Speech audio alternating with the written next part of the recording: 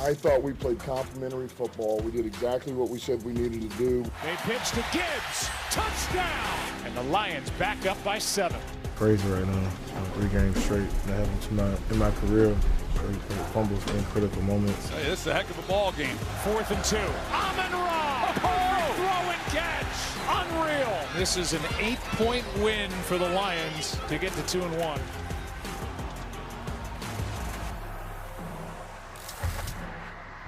Happy Tuesday. Welcome to First Take, everyone. I am Shay Cornett. Kimberly Martin's here. Stephen A. Smith, fresh off the plane. And an upset former Raven in one Chris Canty. Just a little bit. You okay?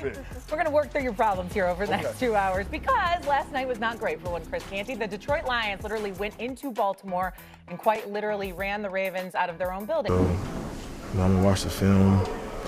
I like your team to watch it. I know we got a short week, but it's just crazy, man. Just 3 fumbles straight. Trying every day to fix a problem. It just keeps occurring, so I'm trying to work on it, man. I'm my worst critic, so I'm not gonna try to beat myself up too much, but it's hard not to when it's consecutive and consistent me doing the same thing. Yeah, not to pile on here, but tough start to the season for Henry, who has 2 fumbles lost and just 10 rushes in the 4th quarter this season. The same amount of fumbles lost that Henry had in 595 rushes in the 4th quarter entering this year. Obviously, this has not been the norm for Henry, but now we're getting accustomed to it this season. Won the game yesterday because we're over here talking all about the Ravens. So the Lions look dominant from start to finish. This was really a good game for them. So when we talk about Dan Campbell's squad in terms of the entire conference, the entire NFC, where do they rank? Canty? I got the Lions in a hat with the Bucks, with the Packers, and with the Rams as the team that could be the primary challenger to the Philadelphia Eagles. I think the Eagles are a tier above everyone else, and they showed that in the second half of their win at home against the Rams. But I think all of those other teams are vying to see who's going to emerge as the team that can knock off the reigning defending world champs. They showed me something last night because they took it to the Baltimore Ravens. They out-physicaled them, and that's bared itself out in the numbers: 224 yards rushing, 7 sacks on Lamar Jackson, 0 sacks on their quarterback.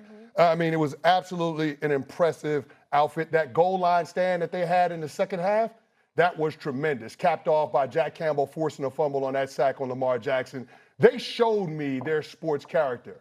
And so I would lean toward the Detroit Lions being more the team that we've seen the last 2 weeks and less of the team that we saw in their opener against the Green Bay Packers. They're right there with those other 3 teams as primary challengers to the Eagles. I agree with that. The Ravens had no answer for Aiden Hutchinson, too. I would say, yeah, they're the challenger for that 2 spot against the Eagles. But I think we need to highlight for the Lions. I was one of the people that said we need to see what they look like. Losing both of their coordinators, I understand that Dan Campbell was prepared for the brain drain and all that, but still, when you change from Ben Johnson and Aaron Glenn, the 2 guys, Joe Morton and Kelvin Shepherd, have to show that this team is not missing a beat. And for them to come out yesterday after a certain First Take executive producer Stephen A. Smith had John Morton's face plastered everywhere around the city talking about this man.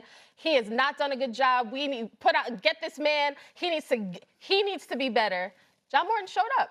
Like that's the Lions that we saw last year before all the injuries took place. And that's why if the Lions play like that, it's hard to stop them with Sonic and Knuckles as well. Well, first of all, I appreciate your revisionist history. Thank you very, very much. It was very, very, very nice of you to bring that up. I said it after week 1, and I meant it. John Morton had something to prove. The opening of the season, they stunk. They were horrible against Green Bay.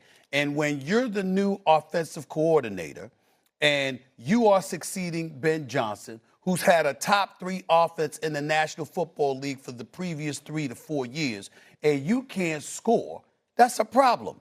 Because we had questions about Dan Campbell losing both coordinators. Aaron Glenn on the defensive side to the New York Jets, Ben Johnson on the offensive side to the Chicago Bears. That's what we saw. So I said, put John Morton up there. Did he pick the right coordinator? Now, you go up there, you drop 52 on Chicago. No big deal there. No. But then you turn around. It's the truth, Jay. And then you turn around, and then you turn around, and then you turn around, and then you do what you did last night. Major props. On the road. So congratulations, John. I got nothing to say. The man showed up the last 2 weeks. He's done his job. Continue to do it. But if you want a cookie, give it to him. He got the same wide receivers that was giving you 1,000 plus, 1,000 overall yards. Yeah. Both wide receivers, both running backs who did the same. Your tight end Laporte is still there. You have the pieces in place that have been there. So you have familiar pieces, familiar with the system. Steven. You did it. You did your job. Steven. You did your job. We'll see if it continues. The Lions deserve credit, no doubt about it. And Dan Campbell deserves a lot of credit. Let's see if it continues. I want to point out two things right now with John Morton. The foundation of this Detroit Lions team since Dan Campbell has gotten there has been that offensive line. No doubt. The interior trio turned over. Frank Yes. Ragnow retired. They got some young guys in there. I thought that John Morton put together a really good game plan in terms of simplifying it for his young guards in the run game. Yeah. I mean, 30 of the 35 runs were inside zone blocking or duo blocking, which is double teams. Not really complicated. They were able to run the football and then utilize the play action passing off of that. And then Kelvin Shepard came up with a game plan that I've never seen against Lamar Jackson in terms of how he spied him.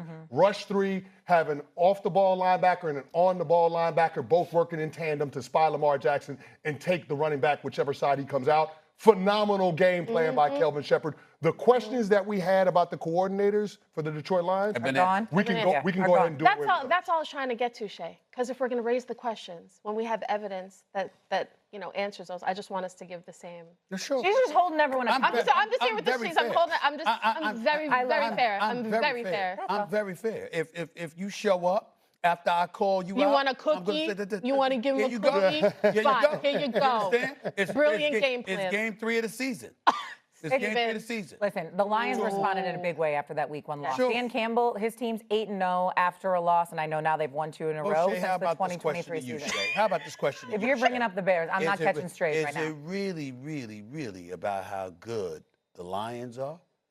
Or is it really about how bad the Ravens are defensively? Unfortunately. The Ravens defense Ravens, is atrocious. unfortunately. Sorry. Thank you very much. Thank you very much. Not that anyone cares about my fantasy team, but they've given me negative points twice so far this season, and it's not good. Coming up here. Steven, I didn't think they was going to blow a 3-possession lead against the Buffalo Bills. They did that. I didn't think they was going to I didn't think they was going to get bullied in Baltimore to the Lions. That's they a did big, that. That's a big problem. I didn't think I was going to see those things. That's a John Harbaugh problem. Don't blame this on Derrick Henry like he's the sole issue. Yes, he got to hold on to the football, but this is Derrick Henry here. And there's a team in the NFL that wouldn't want Derrick Henry in the backfield for them. You know that? They don't want Derrick Henry that's fumbling the ball. Okay, listen. Stephen A, and guess what? Stephen A, guess what? Now that that's out there on tape, what do you think the other defenses that the Ravens are going to be playing are going to be doing? Punch it out. What do you Punch think it that out. the Chiefs defense is going to do? So say. What do Can you I think? ask a question, though, really quick? I want to peel back one more layer of this before we move on to the Lions side of things. Let's turn the volume down. What about, we're over here talking about Lamar Jackson now. Do we feel like maybe if they're going to keep losing these games in this kind of fashion, we're wasting Lamar's talent a little bit? Because we keep saying Lamar's going to figure out, Derrick Henry's going to figure out, and the defense isn't. So are we wasting now this very good offense on what is not a very good defense? Hold up. First of all, Lamar Jackson, listen, he ain't innocent Abe in all of this. He's a 3-5 performer in the playoffs. His 3 victories in playoff competition has come against Ryan Tannehill, C.J. Stroud as a rookie, and a washed-up old Russell Wilson. No disrespect, Russell. Just No slightly disrespectful. That is with all disrespect. I didn't mean it like that. I didn't mean it like that. What I gotta I'm do just with saying it? that he's not what he used to be. Do y'all understand that Russell Wilson, dating back to last year, has lost 9 straight? Do y'all realize that? He's lost 9 straight.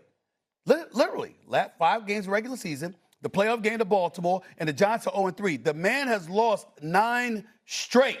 So no disrespect, but damn it, it's just the truth, okay? That's your victories if you're Lamar Jackson. So Lamar Jackson got his own stuff to prove. It ain't just about Henry fumbling. It ain't just about John Harbaugh on the defense, even though that's a bigger priority. Lamar Jackson's got to do his thing, too, now, because Josh Allen has done his thing. Like I said last night on Monday Night Countdown, my debut, I went like this. I said, yo, don't let it be you. Don't let it be you. That's all. Do your job. And at the end of the day, he's got to do it. Sounds like a lot of issues, huh, in Baltimore? A lot. Yes, Yeah. and you know what? It comes down to coaching. Stephen A., you ain't scheduled to be on countdown at any of the games where my teams are playing the rest of the season, right? I just want to make sure. I got two more dates that I've been penned in for. Okay. Who knows? There might be more, but there are two more. Okay. I got to do Arizona at Dallas. Watch out, And guys. let me tell you something. Let me Watch out. Let me brace this. Let me brace this for you. Y'all thought y'all saw something before with me with the Cowboys. I'm showing up in Dallas when they will go against Arizona. I can't even tell y'all what I got in store for that city. My God. Well, that's another thing. Thank you for bringing up. And then the last one is the Eagles and the Rams. Okay. Thank you for bringing up the NFC. Let's transition now to the Lions, who actually